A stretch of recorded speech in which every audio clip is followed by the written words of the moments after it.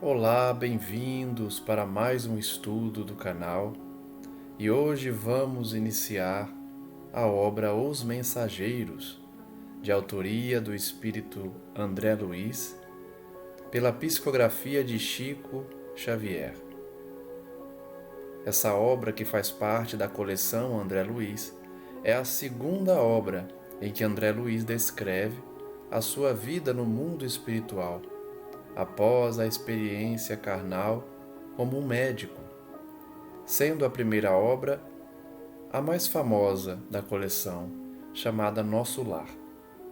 Optamos por fazer o estudo dos Mensageiros, essa segunda obra, por conta da grande divulgação da primeira obra, Nosso Lar, e certamente pelo conhecimento de grande parte daqueles que nos acompanham da história contada na primeira obra. Faremos referência, no entanto, aos personagens, às situações vividas em nosso lar, que é a colônia em que André Luiz é resgatado para vivenciar os aprendizados junto aos seus mentores, aos seus amigos que habitam nessa colônia espiritual. Na segunda obra, portanto, que será objeto de estudo aqui, André Luiz prossegue contando da sua vivência nessa colônia, bem como das suas novas tarefas, das suas novas realizações. De qualquer forma, ficamos disponíveis para esclarecer qualquer dúvida em relação à primeira obra, e quem sabe no futuro não faremos também um estudo dedicado à obra Nosso Lar. Essa obra, portanto, que vamos estudar aqui, contém um profundo aprendizado sobre a vivência de André Luiz nas manifestações da mediunidade, dividindo conosco diversas histórias que demonstram a importância de cada um vivenciar a mensagem cristã e espírita na sua vivência na Terra, para que não se arrependa, quando retornar ao mundo espiritual, das tarefas não cumpridas aqui na Terra. Passemos, portanto, ao estudo propriamente dito dessa obra chamada Os Mensageiros. Vejam aí a capa do livro, com a figura de Chico Xavier, o título e a imagem que demonstra a vivência de André Luiz também nessa colônia, Nosso Lar. Aí temos os capítulos que serão estudados, e o primeiro capítulo, então, é intitulado Os Mensageiros. Na verdade, aqui é o prefácio, né? Deixa eu só confirmar aqui se é o Emmanuel que assina, se eu não me engano, é isso mesmo. O prefácio da obra, que leva o mesmo nome, é assinado então por Emmanuel, numa mensagem dada em Pedro Leopoldo em fevereiro de 44. Vamos ver então o que Emmanuel tem a dizer sobre essa obra. Lendo esse livro, que relaciona algumas experiências de mensageiros espirituais, certamente muitos leitores concluirão, com os velhos conceitos da filosofia, que tudo está no cérebro do homem, em virtude da materialidade relativa das paisagens, observações, serviços e acontecimentos. Emmanuel então inicia o prefácio da obra ensinando que muitos dos indivíduos que leem as obras espíritas acham que é tudo criação do cérebro do homem, em razão da materialidade que existe também nessas colônias. Muitos desconhecem que as construções, que as criações mentais dos espíritos no mundo espiritual não têm essa característica material. São formados por fluidos que, ao toque das mãos, podemos ultrapassar o limite da matéria, não são constituídas por algo de concreto. E eles se enganam, porque nós já sabemos, pelos diversos estudos que realizamos aqui no canal também, que as criações mentais no mundo espiritual possuem sim uma fortificação, uma espécie de matéria bruta, no sentido de reagir aos sentidos dos indivíduos. Mas muitos céticos acham que as observações, as paisagens descritas são criações do cérebro humano.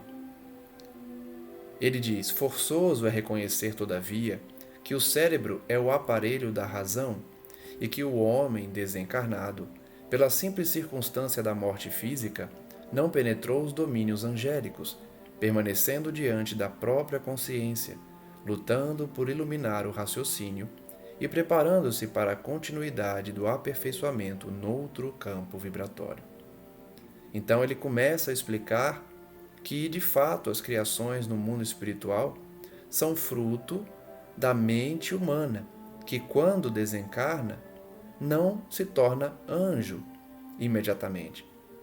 Nós continuamos com as mesmas tendências, com os mesmos pensamentos depois da morte. E isso demonstra que a luta é contínua, sempre nos aperfeiçoando e nos preparando para habitarmos outras vibrações, outros ares que possibilitam criações mais celestiais e angélicas. Emmanuel ensina que ninguém pode trair as leis evolutivas. A evolução, portanto, não dá saltos. Nós não passamos de um princípio inteligente para um ser angélico.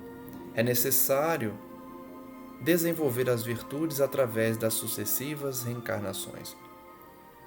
Emmanuel então vai usar a figura do chimpanzé para demonstrar o que ele está ensinando aqui.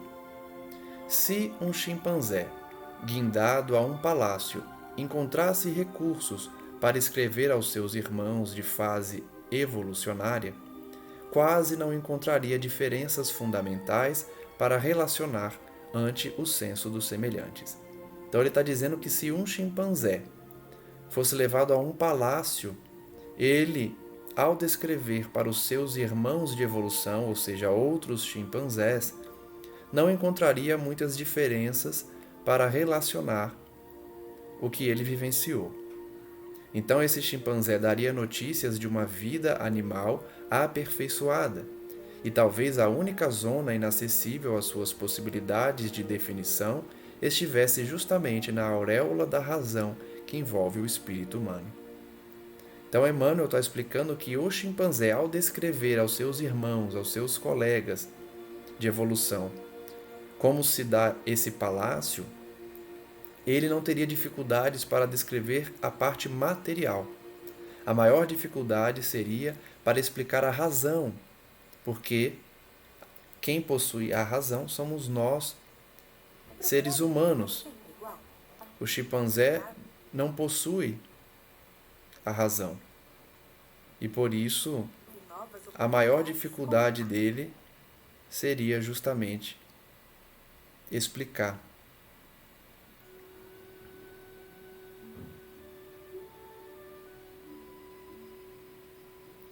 Por isso, a maior dificuldade, então, do chimpanzé ao explicar como se dá uma colônia, um palácio, uma vivência humana, seria explicar a razão, já que ele não possui. A razão é característica do ser humano, que já passou da sua vivência como princípio inteligente. Quanto às formas de vida, a mudança não seria profundamente sensível. Os pelos rústicos encontram sucessão nas casimiras e sedas modernas. Então o chimpanzé não teria dificuldade de explicar as questões das formas de vida. Os pelos ele consegue encontrar algo semelhante nos tecidos, nas casimiras e nas sedas modernas. A natureza que cerca o ninho agreste é a mesma que fornece estabilidade à moradia do homem. Então também ele não teria dificuldade em descrever a natureza, porque a mesma natureza que envolve o seu povo, os chimpanzés, também envolveria para a moradia do homem. A furna ter-se-ia transformado na edificação de pedra. Então, as cavernas também seriam fáceis para ele descrever, porque conseguiria demonstrar que as nossas cavernas são as nossas casas, as nossas edificações de pedra. O prado verde liga-se ao jardim civilizado. Então, os campos, ele também não teria dificuldade de descrever para os seus irmãos, os seus irmãos de criação, porque faria essa associação com os nossos jardins. A continuação da espécie apresenta fenômenos quase idênticos. Então vejam que do chimpanzé para o ser humano temos muitas semelhanças. Algumas ligeiras modificações é que definiriam essa lei da herança contínua. A nutrição demonstra os mesmos trâmites, a nossa alimentação. A união de família consanguínea revela os mesmos traços fortes. Então, assim como as famílias dos chimpanzés também trazem traços fortes na família, nós também, seres humanos. O chimpanzé, desse modo, somente encontraria dificuldade para enumerar os problemas do trabalho, da responsabilidade, da memória enobrecida, do sentimento purificado, da edificação espiritual, enfim, tudo relativo à conquista da razão. Então vejam que Emmanuel traça esse comparativo da vivência do chimpanzé para explicar o que ele poderia observar da nossa civilização, demonstrando que tudo que se refere à descrição material, física, ele não teria dificuldade, esbarrando talvez somente na descrição de tudo que deriva da razão, o sentimento, o desenvolvimento das virtudes, enfim, tudo que se relaciona à conquista da razão traria uma dificuldade então para o chimpanzé descrever ao seu povo. Em vista disso, não se justifica a estranheza dos que leem as mensagens do teor das que André Luiz endereça aos estudiosos devotados à construção espiritual de si mesmos. Então, comparando a uma descrição que um chimpanzé faria da civilização humana, ele também diz que as descrições de André Luiz não deveriam causar estranheza aos estudiosos, porque a realidade que ele traz tem a sua ligação com o nosso entendimento aqui, se diferenciando, talvez, somente naquilo que revela o atraso espiritual ou o avanço espiritual das entidades que ele descreve na sua vivência no mundo espiritual. O homem vulgar costuma estimar as expectativas ansiosas à espera de acontecimentos espetaculares, esquecido de que a natureza não se perturba para satisfazer a pontos de vista da criatura. Então Emmanuel está descrevendo uma conduta que é muito comum, dos intelectuais quererem respostas imediatas, quererem ser convencidos da realidade espiritual, sendo que a natureza não se perturba apenas para satisfazer a curiosidade ou convencer os céticos.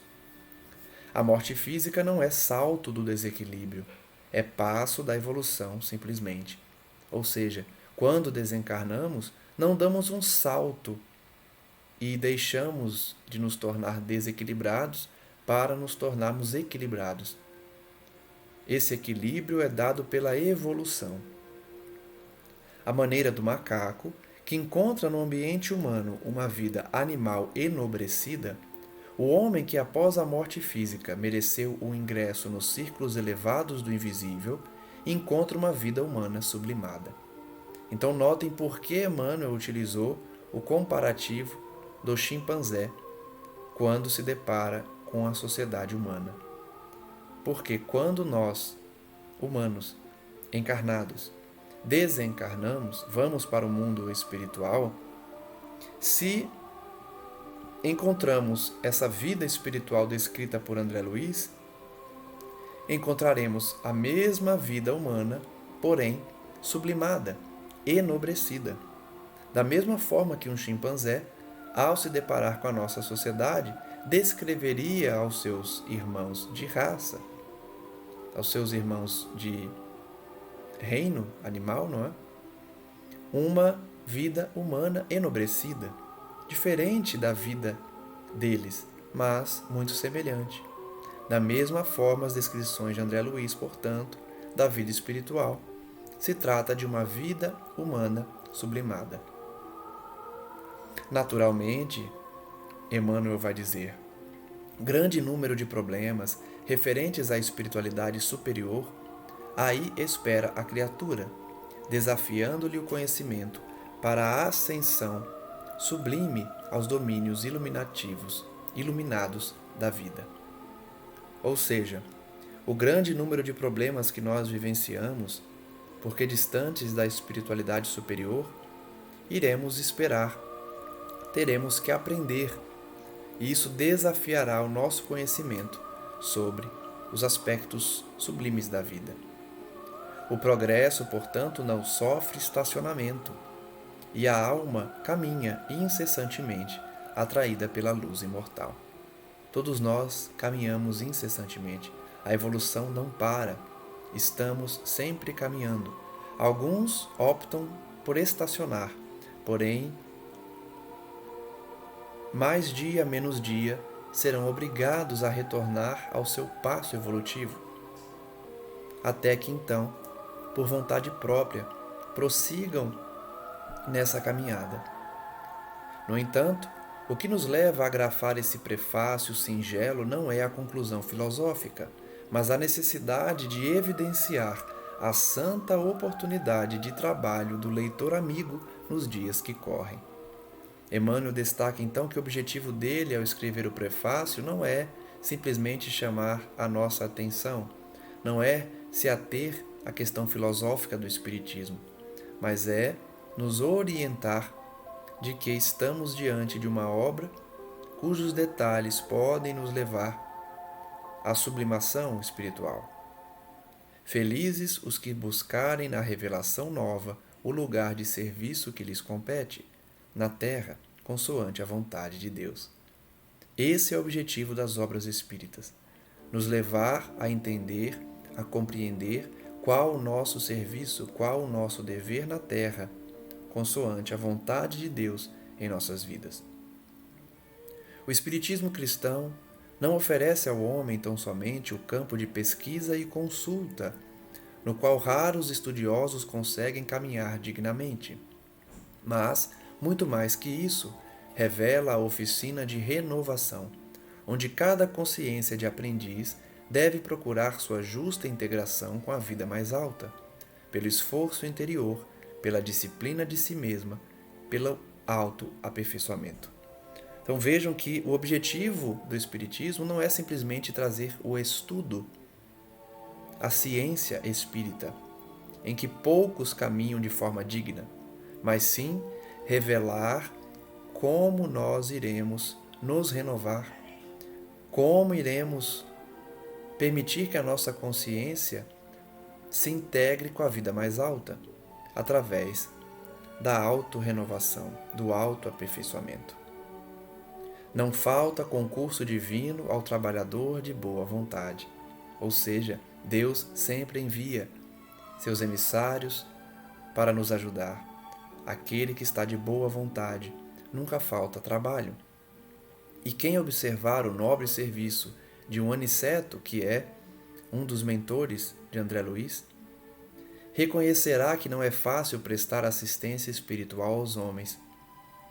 Trazer a colaboração fraterna dos planos superiores aos espíritos encarnados não é obra mecânica, enquadrada em princípios de menor esforço. Então, de fato, trazer essas mensagens do plano espiritual, essas informações, não é uma tarefa mecânica, uma tarefa fácil. São anos de aprendizado, de preparo, de conhecimento do médium que irá trazer as mensagens, bem como o resumo dos ensinamentos para que não choque a sociedade, para que não se perturbe o coração de muitos dos leitores. Claro, portanto, que para recebê-la não poderá o homem fugir aos mesmos imperativos, ou seja, precisamos também desenvolver o esforço pessoal para compreender essa mensagem. É indispensável lavar o vaso do coração para receber a água viva, abandonar envoltórios inferiores para vestir os trajes nupciais da luz eterna. Emmanuel, então, fazendo aí uma menção indireta aos ensinamentos do Cristo, nos demonstra que precisamos cultivar sentimentos, pensamentos elevados, fazendo a higienização da nossa mente para abandonar velhos hábitos, trajando então as roupas nupciais da luz eterna, preparando, portanto, o nosso coração para a mensagem divina. Entregamos, pois, ao leitor amigo as novas páginas de André Luiz, satisfeitos por cumprir um dever. Notem que Emmanuel participou da organização das obras que compõem a coleção André Luiz, escrevendo o prefácio, mas também organizando as mensagens, os ensinamentos, a fim de que o conteúdo divino não se perca numa descrição, muitas vezes, que não levaria os indivíduos a refletir. Então, Emmanuel teve essa participação fundamental também na preparação dessa obra. Constituem um relatório incompleto de uma semana de trabalho espiritual dos mensageiros do bem junto aos homens e, acima de tudo, mostram a figura de um emissário consciente e benfeitor generoso em Aniceto, destacando as necessidades de ordem moral no quadro de serviço dos que se consagram às atividades nobres da fé. Então notem que toda essa obra é um resumo de uma semana de aprendizado de André Luiz, de atuação dele na colônia, bem como na terra, trazendo as contribuições dos seus mentores, de Aniceto e de tantos outros que o auxiliaram nessa tarefa bendita da descrição da vida espiritual.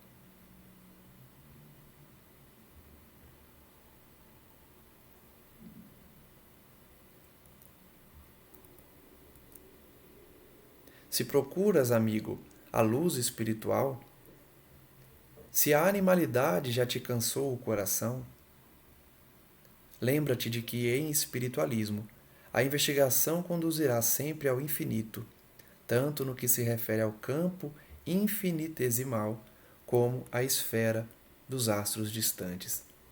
Então notem que Emmanuel já nos aconselha diretamente, se estamos procurando a luz espiritual, se a animalidade já nos cansou o coração, lembremos que o espiritualismo conduz a investigação sempre ao infinito.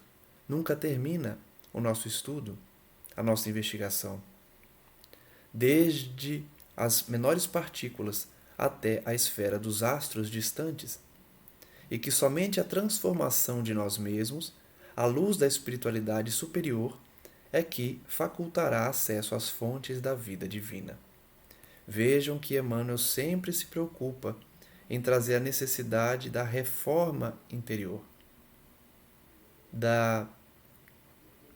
do esforço comum dos indivíduos para que resgatem em si os valores espirituais, os valores que levam os homens, os indivíduos, à grandeza do pensamento divino. Esse é o objetivo das obras espíritas e também das mensagens trazidas por esses mentores e esses trabalhadores do plano espiritual. As mensagens, portanto, trazidas por eles, devem nos trazer a recordação de que, do além, não se destinam apenas à expressão emocional, mas, acima de tudo, ao teu senso de filho de Deus, para que faças o inventário de tuas próprias realizações e te integres de fato na responsabilidade de viver diante do Senhor.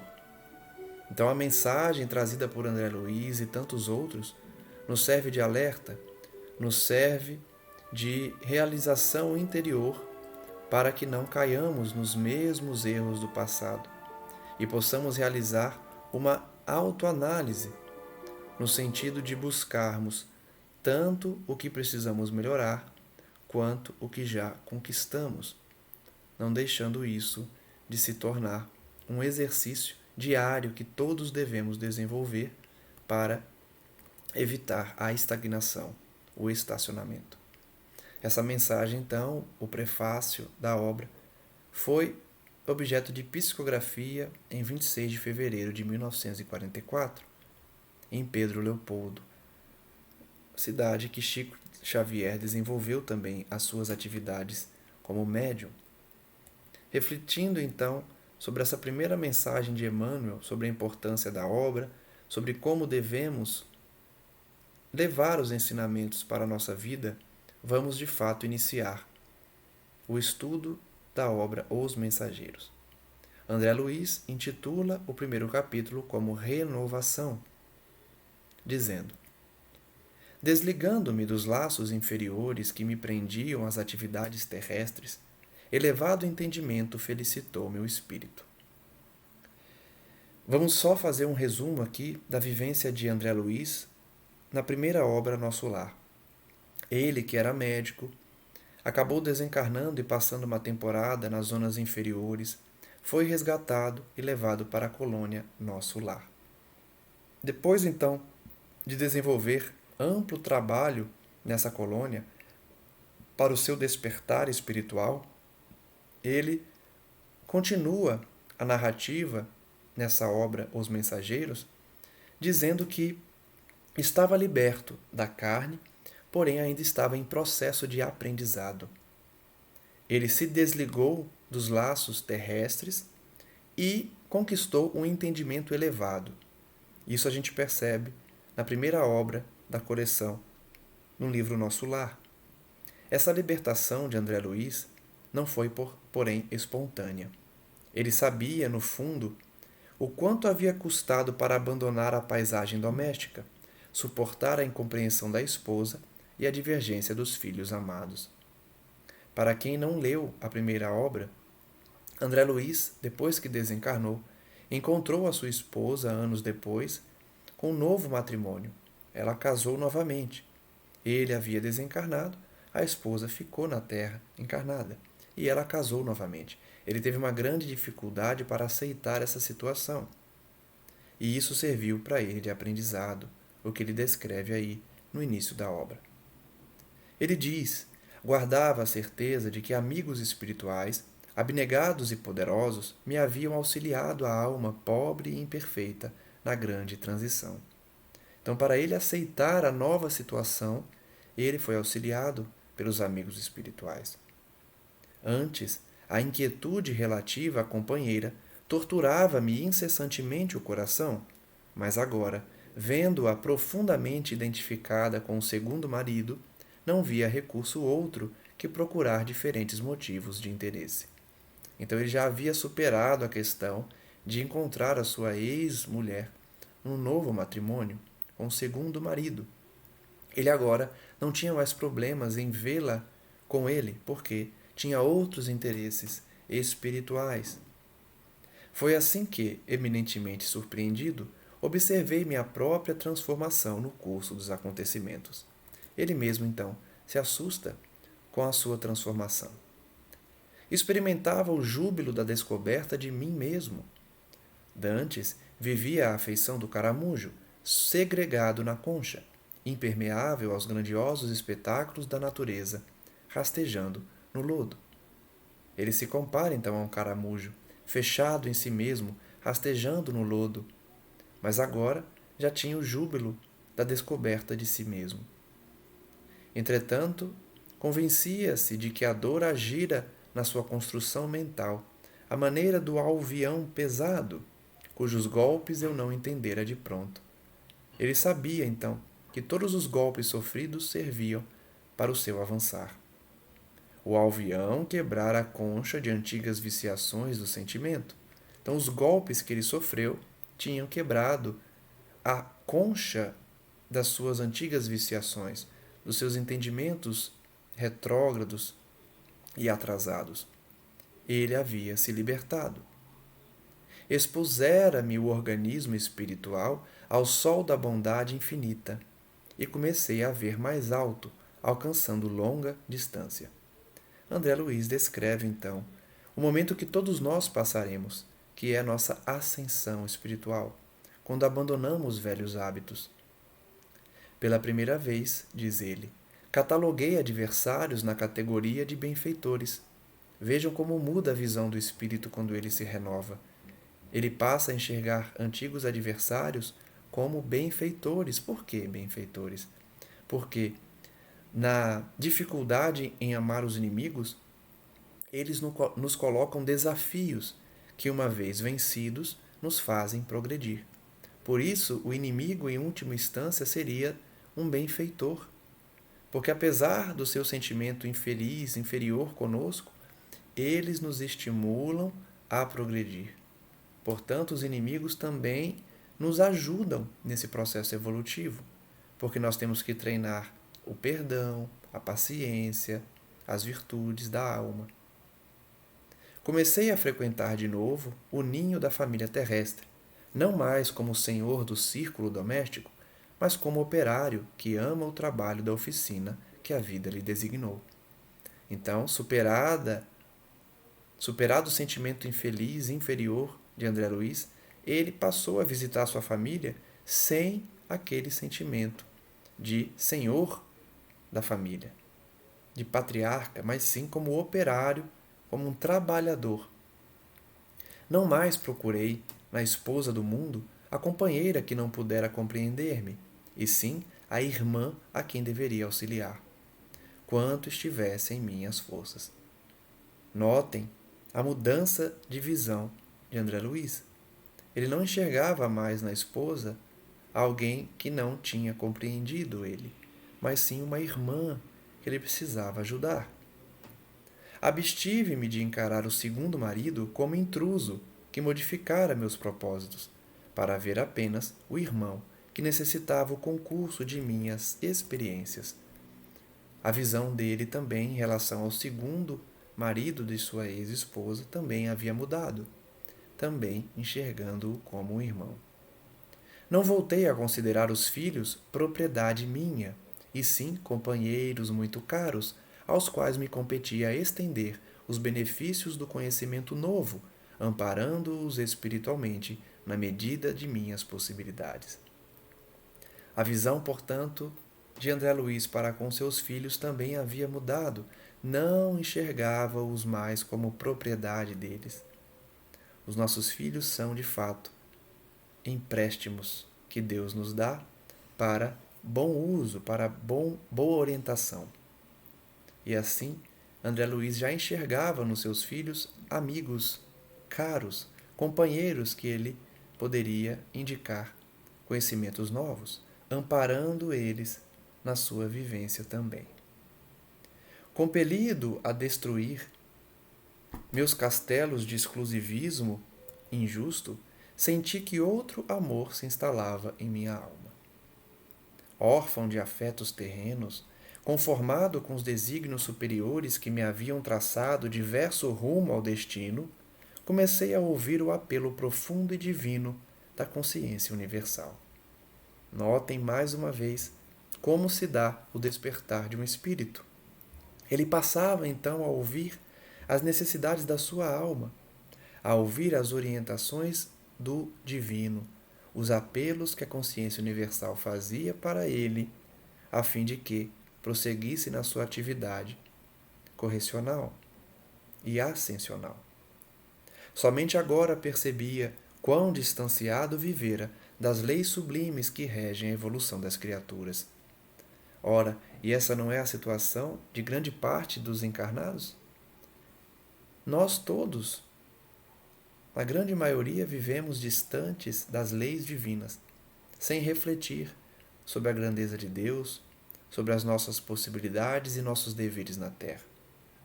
A natureza recebia-me com transportes de amor. Suas vozes agora eram muito mais altas que as dos meus interesses isolados. De novo, característica de uma alma desperta. Os interesses da coletividade falam mais alto do que os interesses individuais. Conquistava pouco a pouco o júbilo de escutar-lhe os ensinamentos misteriosos no grande silêncio das coisas. André Luiz havia aprendido, portanto, a identificar a grandeza de Deus também no silêncio das coisas. Os elementos mais simples adquiriam a meus olhos extraordinária significação. Valorizar as pequenas coisas, o despertar com vida, um corpo saudável, a alimentação do café da manhã, do almoço, da janta, enfim, as inúmeras bênçãos que nos cercam. Percebê-las é característica de um espírito desperto. A colônia espiritual que me abrigara generosamente revelava novas expressões de indefinível beleza. Notem que André Luiz, desencarnado, passou a ter uma visão diferente da vida, demonstrando que quando nós desencarnamos não nos tornamos anjos de uma hora para outra. Continuamos os mesmos. Assim, na espiritualidade, André Luiz também havia demorado para despertar. Agora, porém, ele tinha uma visão diferente. Já enxergava na colônia que havia acolhido ele também uma visão mais ampla. O rumor das asas de um pássaro, o sussurro do vento, a luz do sol pareciam dirigir-se à minha alma, enchendo-me o pensamento de prodigiosa harmonia. Então, como eu disse, ele passava a valorizar as pequenas coisas, que de fato são bênçãos divinas.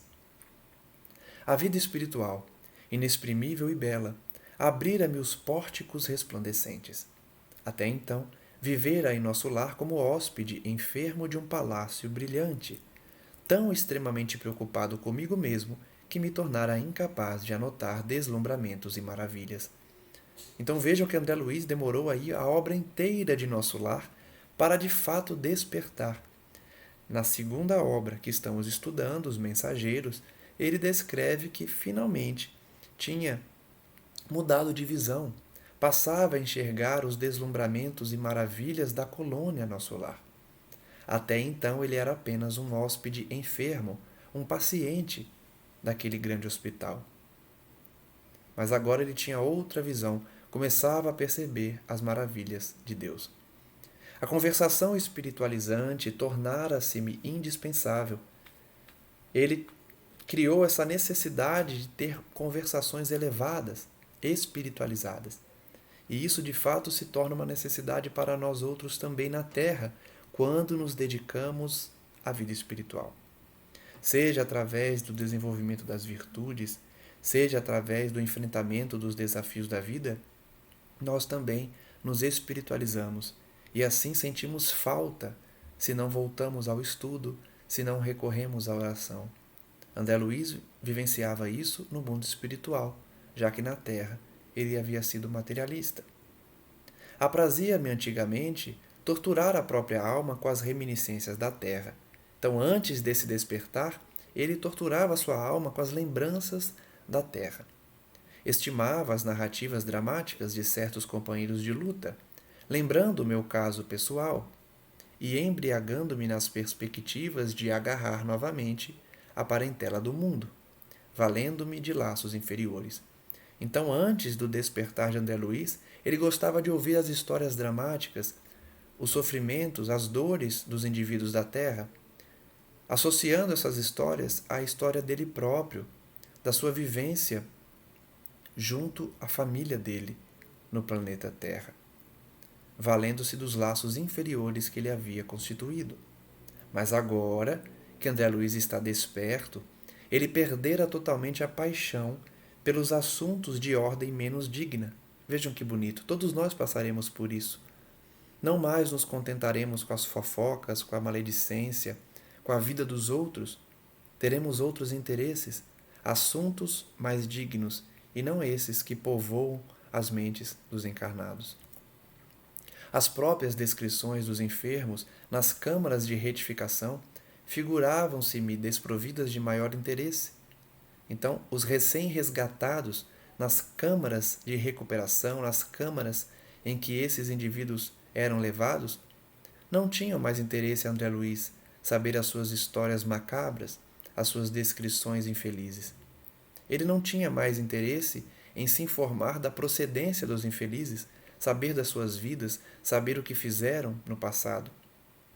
Ele não perguntava mais das suas aventuras nas zonas mais baixas. Vejam que André Luiz é um novo homem, um novo indivíduo. Antes, ele queria saber das fofocas todas do mundo físico, queria saber de onde os resgatados haviam surgido, o que eles tinham passado, o que eles tinham feito. Agora não. André Luiz queria apenas ajudar. Buscava irmãos necessitados, desejava saber em que lhes poderia ser útil.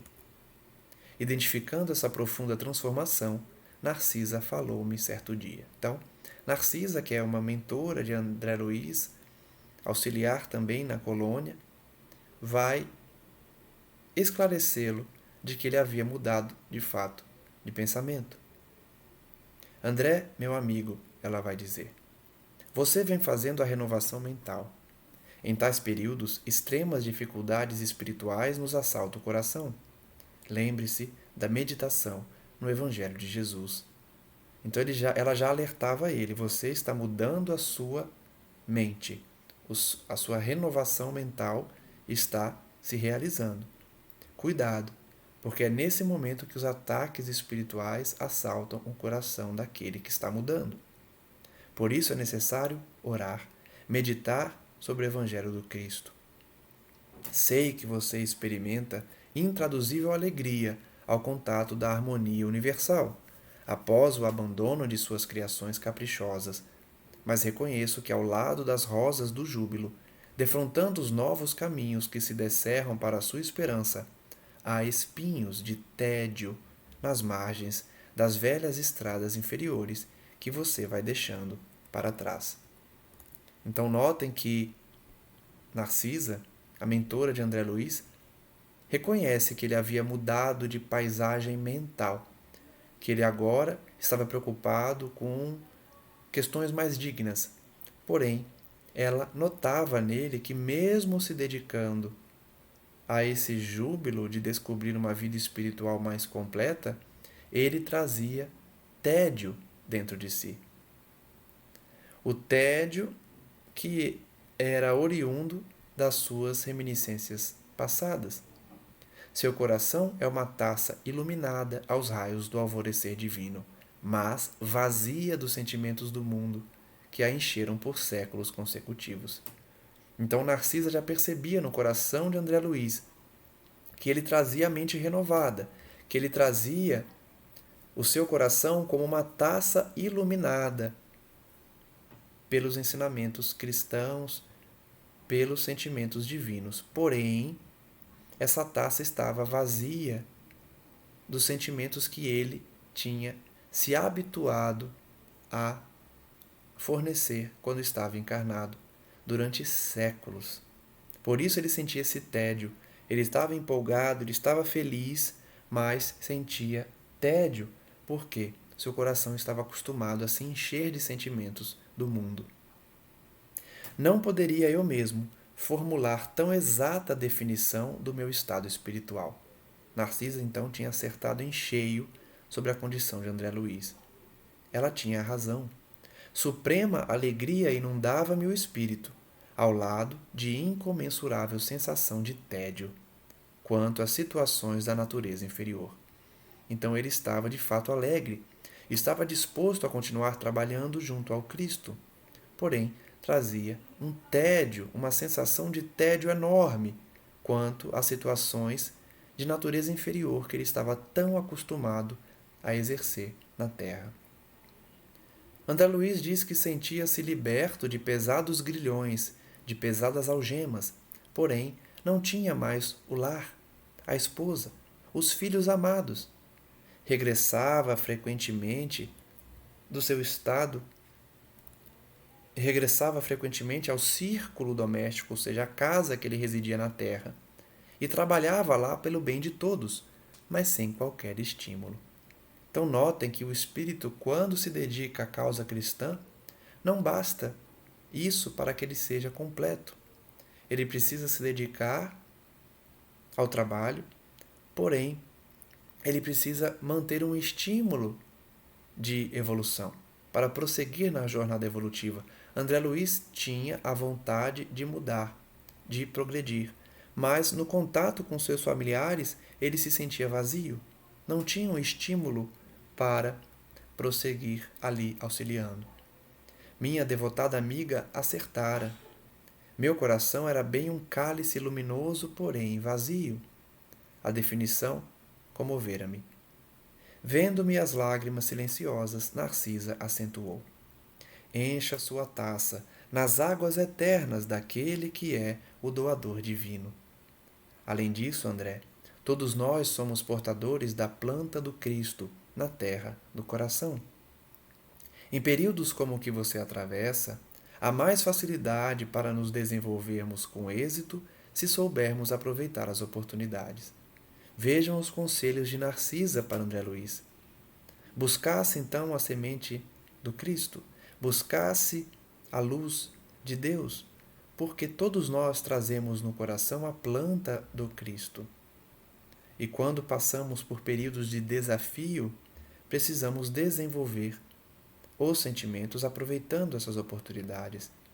Enquanto o espírito do homem se engolfa apenas em cálculos e raciocínios, o Evangelho de Jesus não lhe parece mais que repositório de ensinamentos comuns.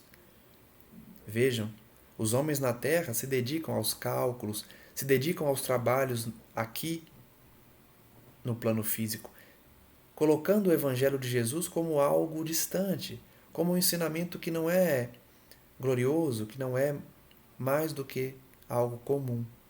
Porém, quando o indivíduo desperta os sentimentos superiores dentro de si, verifica que as lições do Mestre têm vida própria e revelam expressões desconhecidas da sua inteligência, à medida que se esforça na edificação de si mesmo como instrumento do Pai. Então notem que nós podemos fazer essa autoanálise. Quando despertamos para a vida espiritual, as mensagens do Cristo não têm outro sentido? Não tem um sentido mais completo?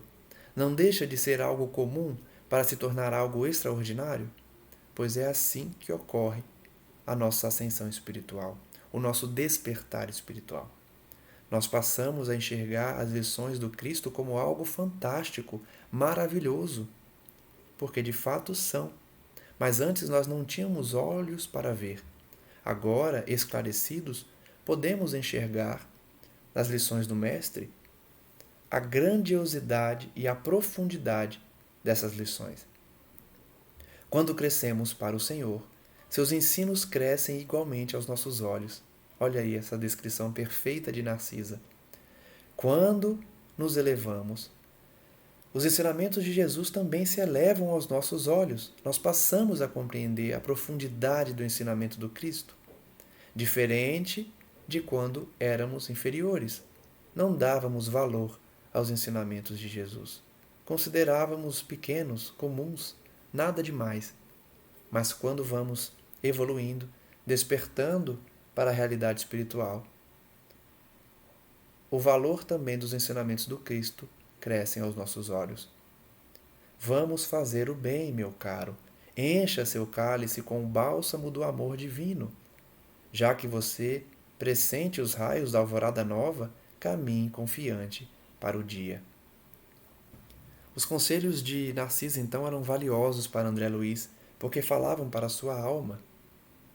E conhecendo seu temperamento de homem, amante do serviço movimentado, Narcisa acrescentou generosa: você, André, tem trabalhado bastante aqui nas câmaras, onde me preparo, por minha vez, considerando o futuro próximo na carne.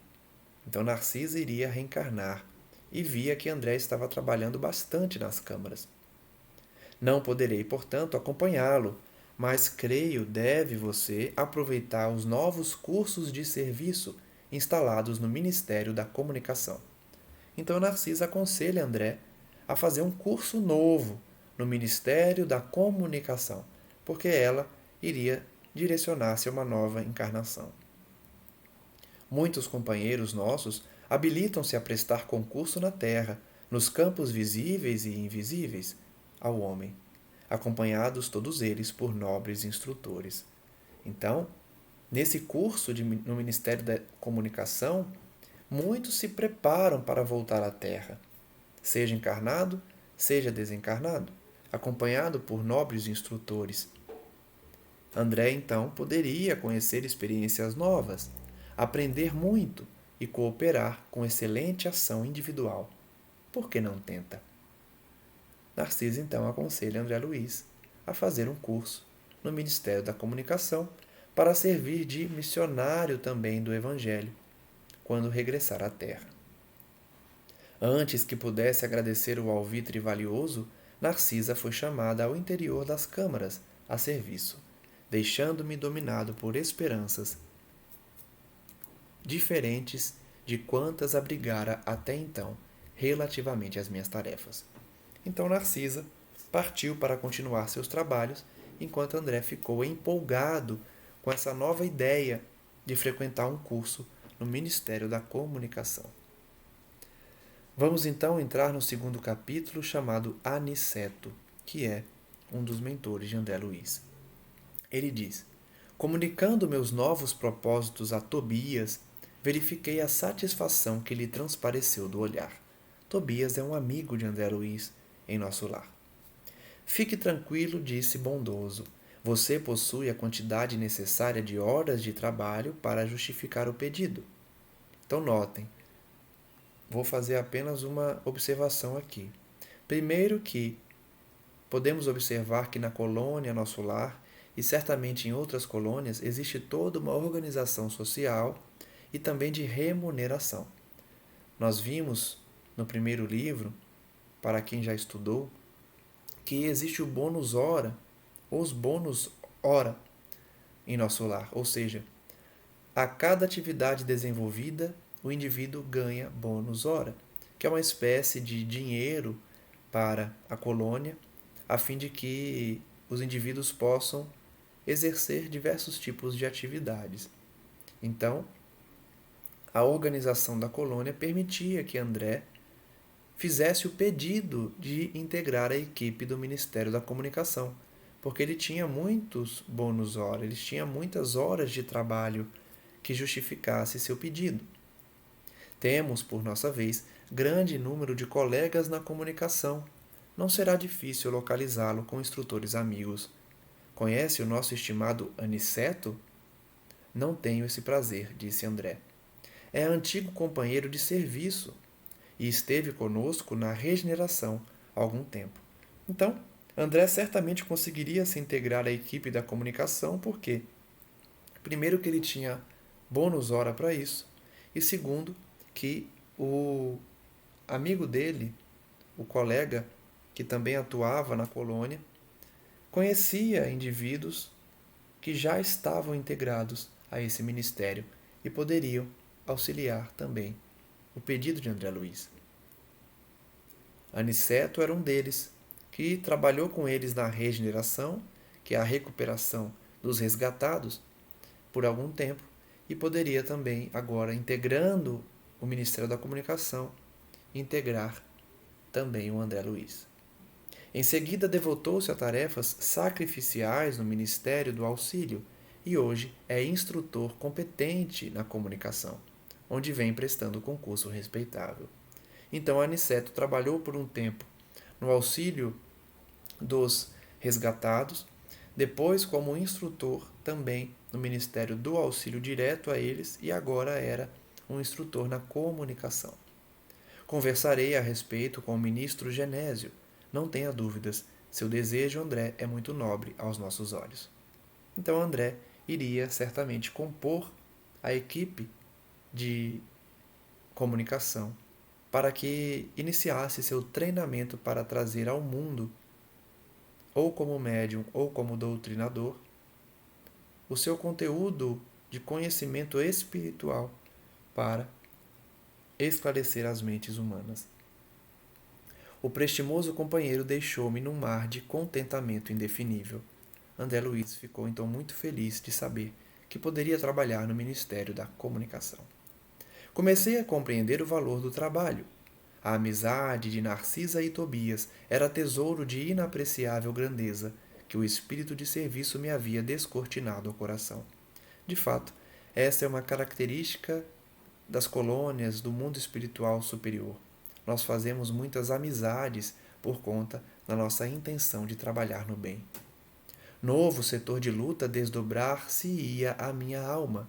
Não deveria perder a oportunidade. Nosso lar estava cheio de entidades ansiosas por aquisições dessa natureza. André Luiz percebia então que não podia perder aquela oportunidade de trabalhar na comunicação. Não seria justo entregar-me de boa vontade ao novo aprendizado? Além disso, certo da minha volta à carne, em futuro talvez não distante, a providência constituiria realização de profundo interesse ao meu aproveitamento geral. Passando então ao final do nosso primeiro estudo, de muitos que se seguirão, vamos refletir sobre as lições de hoje, em que André Luiz, despertado para uma nova realidade, começa a enxergar as bênçãos de Deus. E essa mudança interior traz nele também um tédio ao coração, porque estava acostumado com as energias da terra. Sua amiga Narcisa, então, orienta ele a compor a equipe do Ministério da Comunicação, a fim de que buscasse novas experiências que preenchessem a sua alma. Vamos, posteriormente, amanhã, continuar estudando essa obra maravilhosa e colher os ensinamentos de André Luiz na espiritualidade. Agradeço a presença dos que acompanham e peço ao Divino Amigo que continue a nos abençoar com seus emissários, com aqueles que já estão despertos para a realidade espiritual e vem nos trazer essas informações, essas vivências que permitem também o nosso avançar, a nossa progressão na evolução e nosso despertar de coração e mente abertos aos ensinamentos de Jesus. Pedimos aos amigos que acompanhem as nossas palavras que possam também compreendê-las e praticá-las em suas vidas, levando também o aprendizado àqueles que precisam ouvir a palavra do Senhor. Pedimos a integração do trabalho junto aos mentores de nosso lar, junto àqueles que divulgam a palavra dessa obra bendita e de toda a coleção de André Luiz, como essa que estamos estudando agora, Os Mensageiros. E a maneira como recebemos também a assistência dos mentores de outras colônias, objeto de estudo de outras obras, também pedimos que eles nos orientem, que eles nos inspirem e tragam a sua presença nos estudos diários que faremos para esclarecer corações e mentes. Graças damos ao nosso Senhor hoje e sempre, e que a graça divina continue a nos abençoar, a nos proteger e a nos inspirar na vida cotidiana em que demonstramos através das nossas atitudes e pensamentos que despertamos para a vida espiritual e para os valores da alma. Que assim seja, graças a Deus, e até o próximo estudo, então, em que continuaremos analisando todo o aprendizado de André Luiz e os seus ensinamentos junto à colônia Nosso Lar. Um forte abraço a todos.